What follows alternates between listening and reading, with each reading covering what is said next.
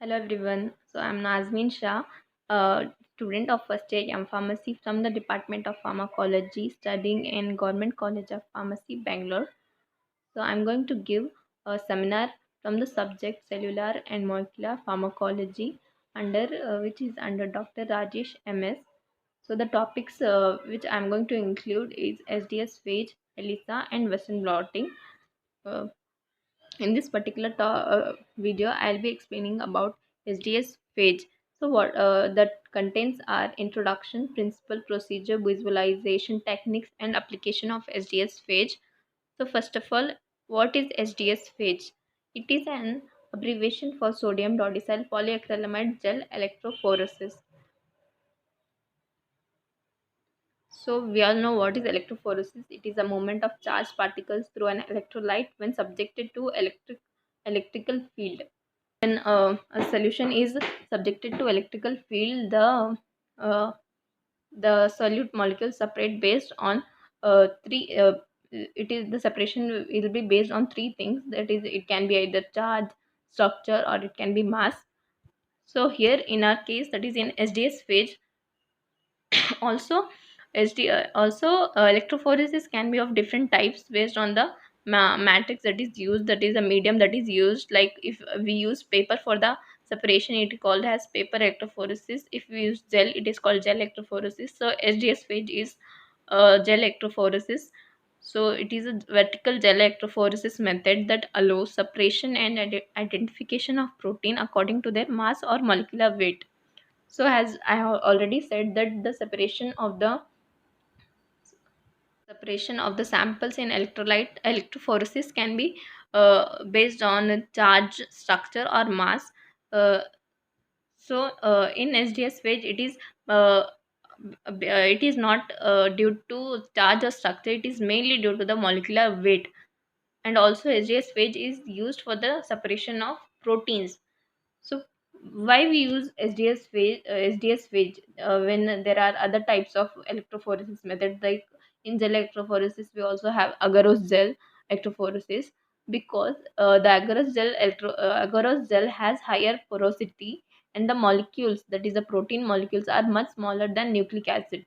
So the SDS has smaller porosity, and hence it can be used for protein separation. In SDS it will have higher resolution. So SDS phage. So why do we use SDS? Because it breaks, first of all, it breaks the structure of the protein. That is, it secondary, tertiary, or quaternary structure of the protein. It's broken and it is linearized, so that the all the proteins have same structure. Secondly, we know that the proteins will have some intrinsic charge. So what SDS does, it uniformly binds to the protein and gives net negative charge. So all the proteins will now have same structure and also charge same structure and same charge.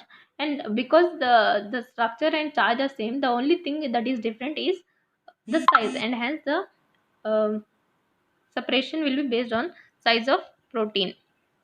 So now let's see the principle. As I've said already, SDS is a detergent that is present in SDS phage sample buffer, where along with the bit of boiling, that is SDS is added to the protein sample.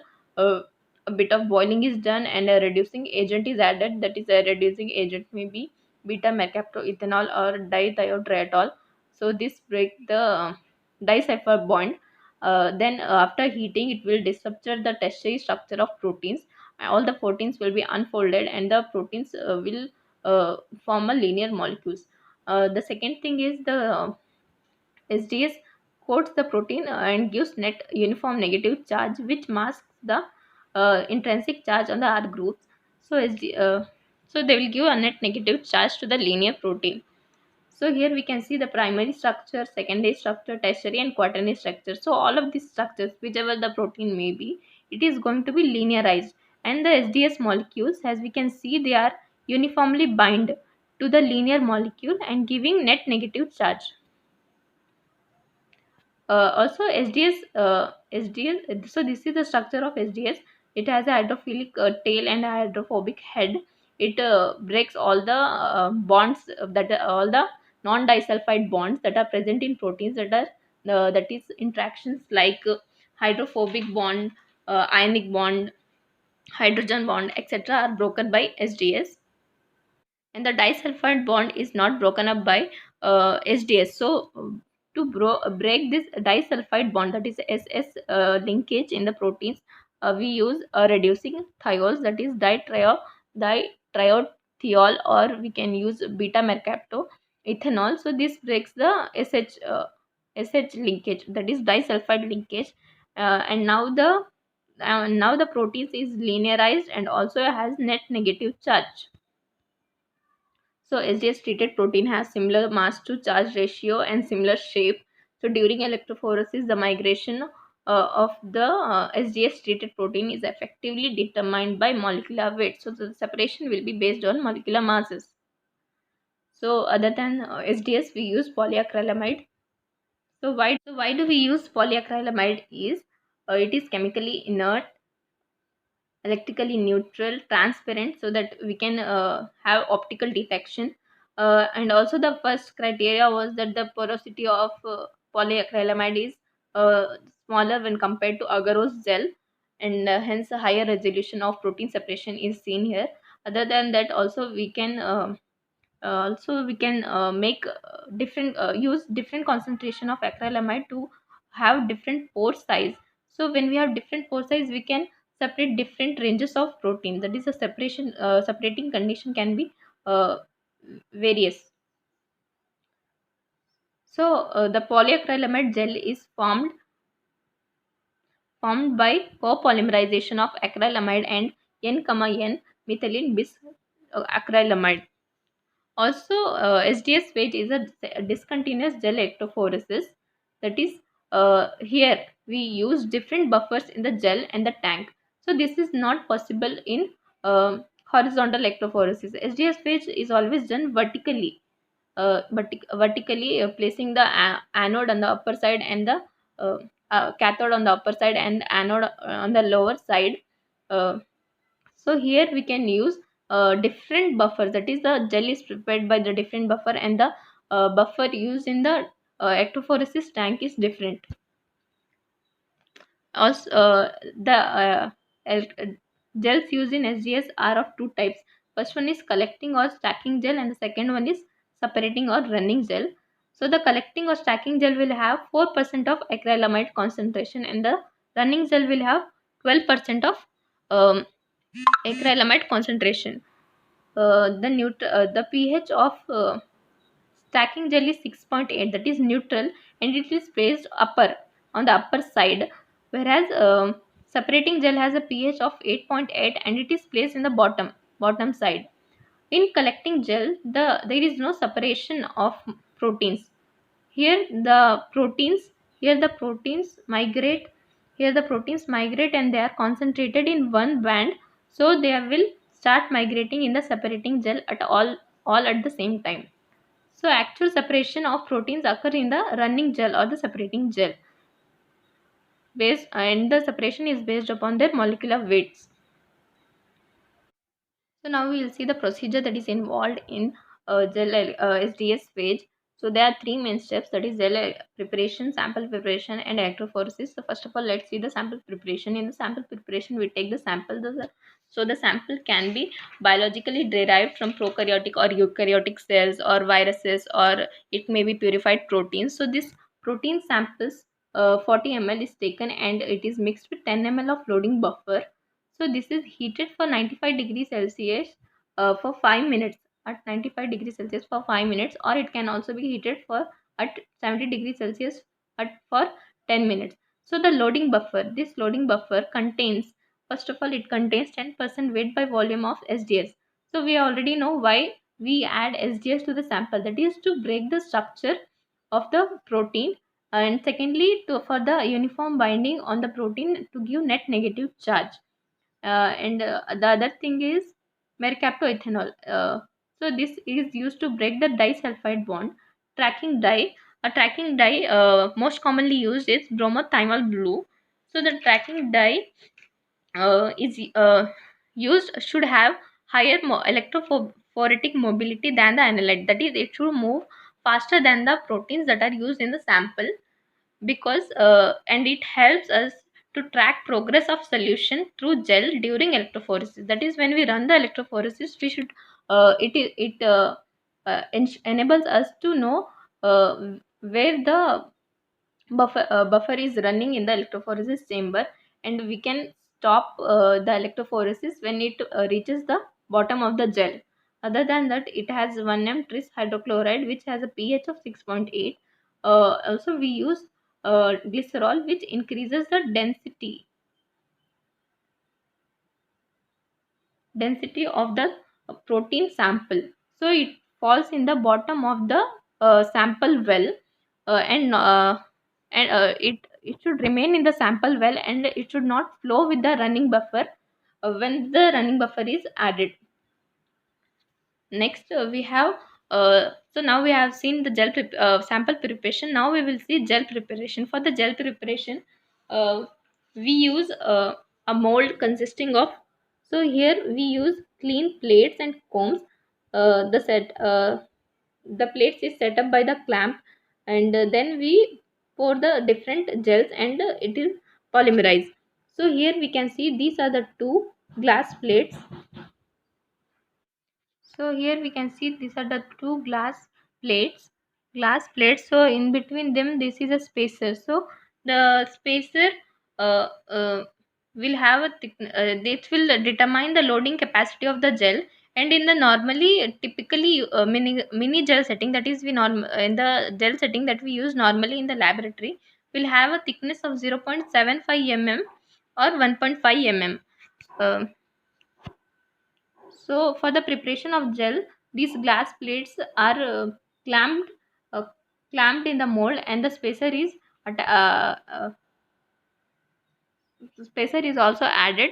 After this, the gel is poured in this and is allowed to set. So how is this gel prepared? For the gel preparation, we need acrylamide, which is a gel former. Other than that, we have methylene acrylamide, which is a cross linker, stacking or separating buffer, which is tris hydrochloride, ammonium persulfate, which is a free radical or radical initiator, TMED, which is tetramethyl diamine, which is a stabilizer or a catalyst, water, and SDS. Here we add SDS to ensure protein is denatured throughout the gel during electrophoretic run.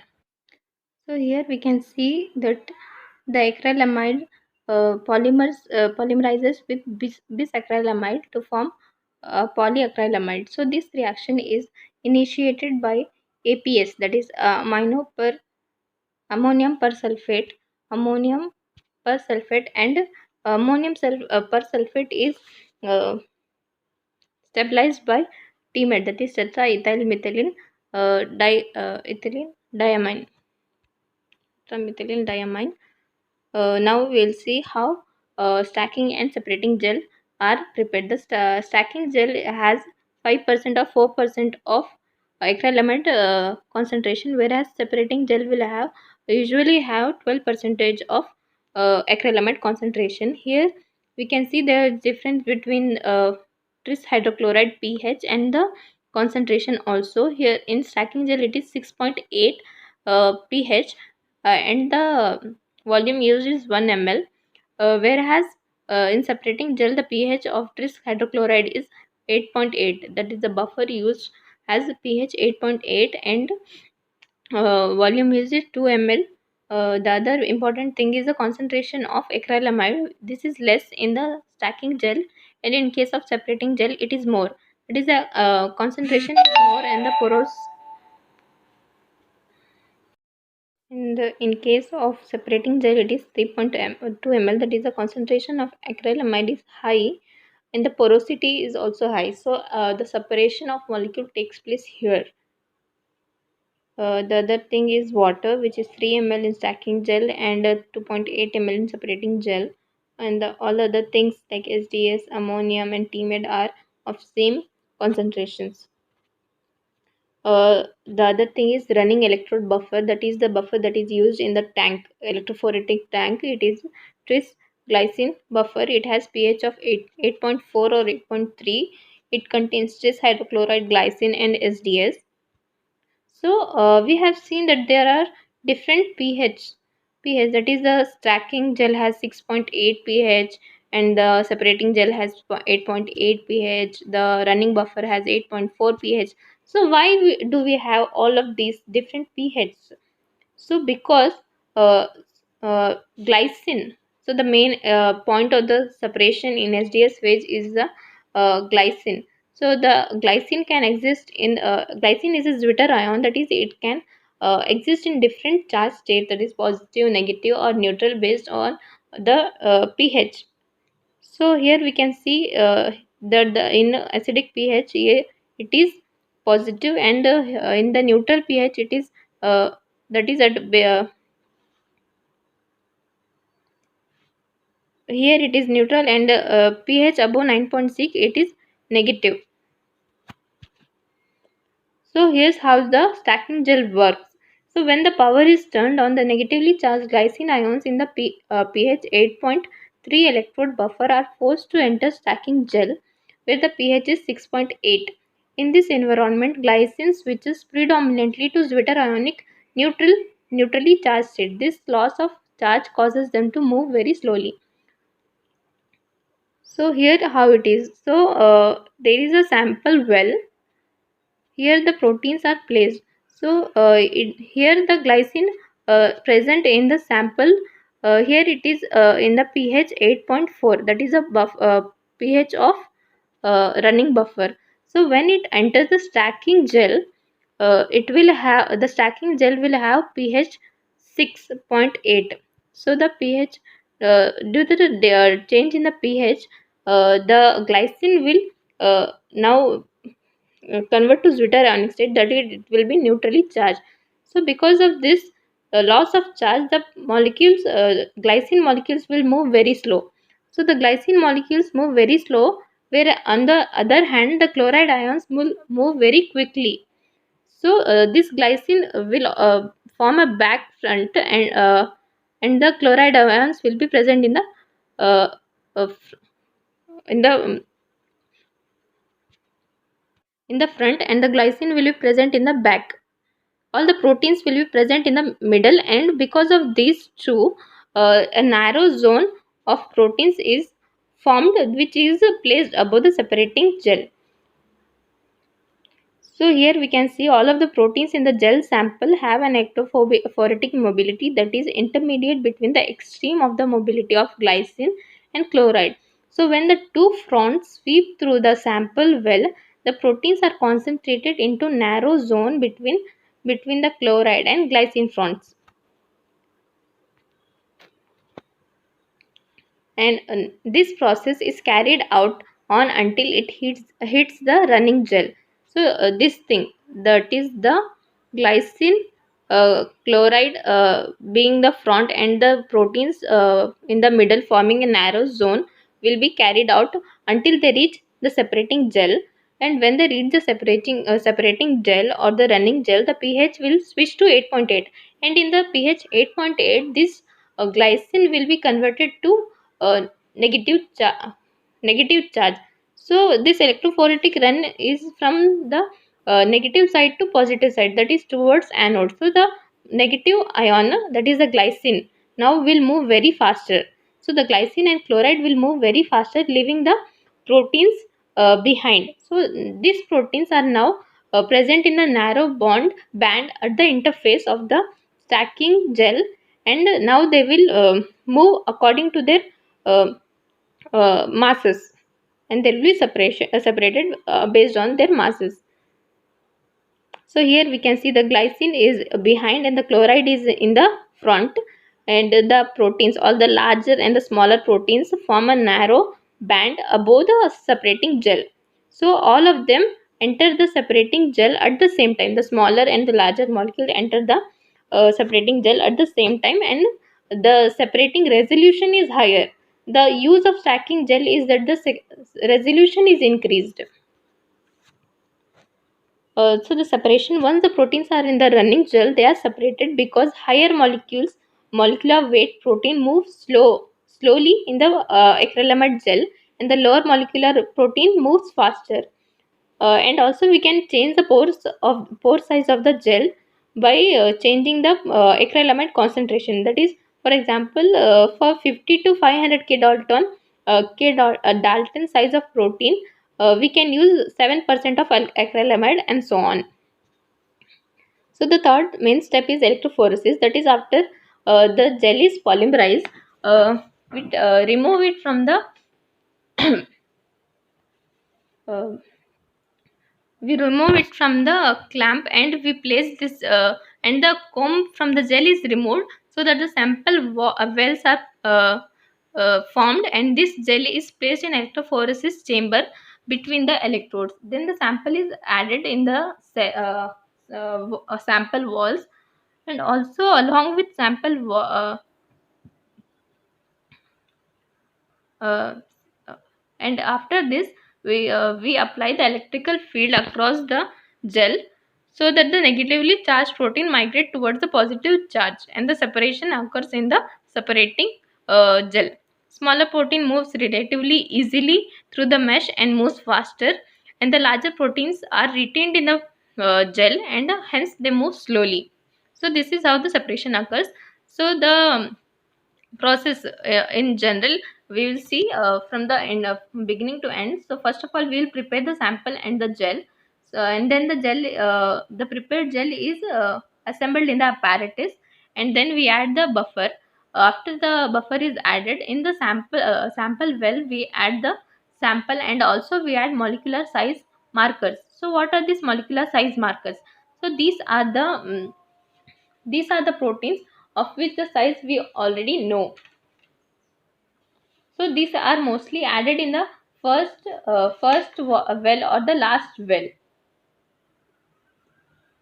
Uh, and next we give the current supplies, and the electrophoresis is run for a few hours at lower voltage. If we apply higher voltage, the electrophoresis can be done in a few uh, earlier than at lower voltage, but the resolution will be decreased. So this is carried at lower voltage for few hours. Visualization techniques, that is, after the separation, after the electrophoresis, the separation of the proteins should be visible to our eyes. So this can be done by different techniques. First we have the visualization by of band under UV light. Other than this, we can use stains, that is Comasi blue stain or silver stain.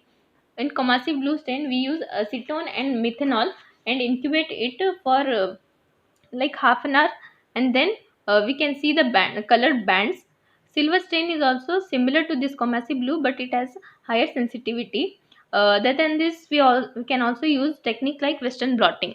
So the applications of SDS phase is measuring molecular weight, peptide mapping, estimation of protein size, estimation of protein purity, protein quantification, monitoring of protein integrity, analysis of number and size of polypeptide unit present in the proteins, etc. So that's it. Thank you.